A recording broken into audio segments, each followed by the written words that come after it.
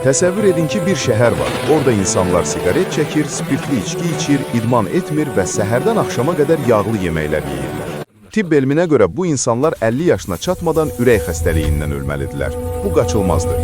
Amma 1950-ci illərdə Pensilvaniya ştatının Rosetto qəsəbəsində tibb elminin bütün qanunları alt-üst oldu.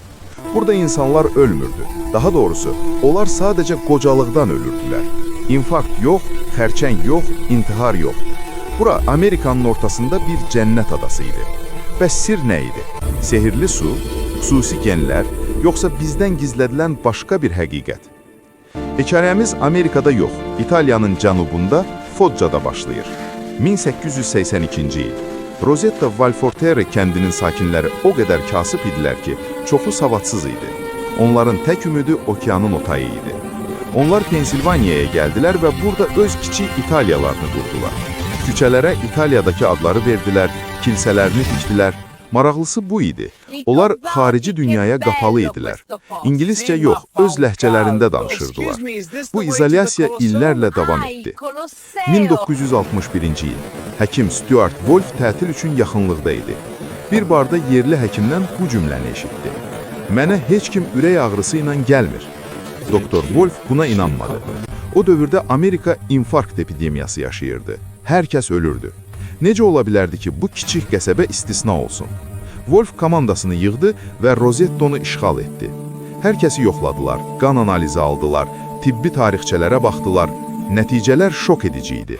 55-64 yaş arası kişilərdə ölüm riski Amerikanın qalan hissəsindən tam 50% az idi. 65 yaşdan yuxarı isə ömür uzunluğu inanılmaz dərəcədə çox idi. Wolf əvvəlcə düşündü, yəqin ki, Aralıq dənizi pəhrizi saxlayırlar, zeytun yağı, tərəvəz, amma reallıq bu deyildi. Rosettolular İtaliyadakı kimi yox, Amerikadakı kimi bişirirdilər, amma daha pis. Onlar əti, yağı, şirniyyatı sevirdilər. Kalori qəbulları normadan yüksək idi, hətta piylənmə geniş yayılmışdı. Genetikadır dedilər. Wolf Amerikanın digər şəhərlərində yaşayan Rosettoluları tapdı.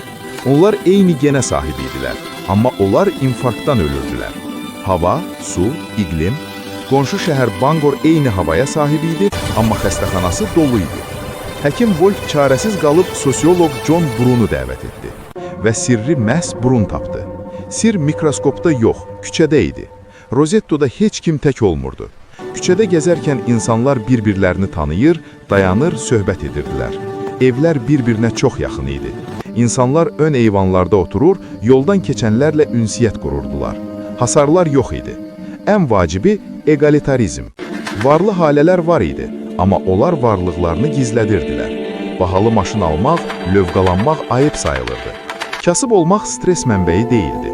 Çünki bilirdin ki, əgər işsiz qalsan, icma səni ac qoymayacaq.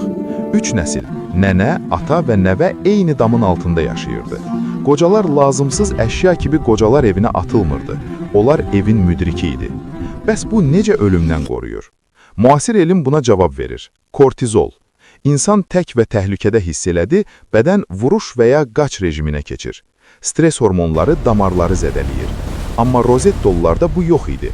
Onlar özlərini təhlükəsiz hiss edirdilər. Güvən hissi sinir sistemini sakitləşdirirdi. Qonşunun səlamı sadəcə nəzakət deyilmiş. Bu, bioloji bir siqnal imiş. Təəssüf ki, hər nağılın sonu var. 1960-cı illərdə Rosettaya yeni bir qonaq gəldi. Amerika arzusu. Gənc nəsil dedi, biz babalarımız kimi yaşamaq istəmirik. Bizim şəxsi həyatımız, böyük hovuzlu evlərimiz olmalıdır. Ön eyvanlar ləğv edildi, arxa həyətlər tikildi, artıq insanlar küçəyə yox, öz hasarlarına baxırdılar. İnsanlar kilsəyə yox, country klublarına getməyə başladı. Biz əvəzinə mən deməyə başladılar. Və nəticə gecikmədi. 1971-ci ildə Rosettoda 45 yaşlı ilk kişi infarktdan öldü. Sehirli qalxan qırıldı. 10 ilin içində Rosettonun ölüm statistikası bütün Amerika ilə eyniləşdi. Onlar varlandılar, modernləşdilər və hamı kimi ölməyə başladılar. İndi ətrafınıza baxın. Bizim dünyamız Rosettonun ilk halına bənzəyir, yoxsa son halına? Biz ən bahalı vitaminləri alırıq, addımlarımızı sayırıq, glutensiz çörək yeyirik, amma ruhumuz xəstədir. Alimlər deyir ki, xroniki tənhalıq gündə 15 siqaret çəkmək qədər zəvərlidir. Biz hamımız passiv siqaret çəkənlərik. İşim çoxdur, vaxtım yoxdur bəhanələri ilə dostlarımızdan, qohumlarımızdan uzaqlaşırıq. Rozetto dərsi bizə bir həqiqəti hayqırır. İnsan sosial heyvandır. Biz sörüdən ayrılanda ölürük. Sağlam olmaq istəyirsinizsə, təkcə idman zalına yox, dostunuzun evinə gedin. O köhnə məhəllə mədəniyyəti, o lazımsız say etdiyimiz qonaqlıqlar əslində bizim bioloji sığortamız idi. Bugün bir şey edin. Bir dostunuza zəng vurun, qonşunuza salam verin. Axşam yeməyini tək yeməyin. Çünki uzun ömürlülüyün sirri aptekdə deyil, sevdiklərinizin yanındadır. Mən mühakimə, həqiqəti axtarmağa davam edirik.